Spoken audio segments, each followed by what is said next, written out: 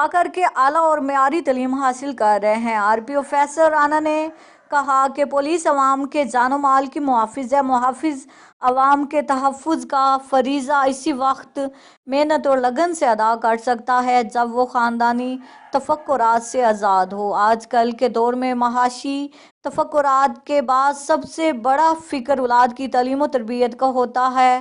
ہر شخص کی خواہش اور حق ہے کہ اس کی اولاد، آنے والی نسل اعلیٰ تعلیم سے مزین ہو تاکہ وہ اچھی ملازمتوں کے لیے اہل ہو سکیں۔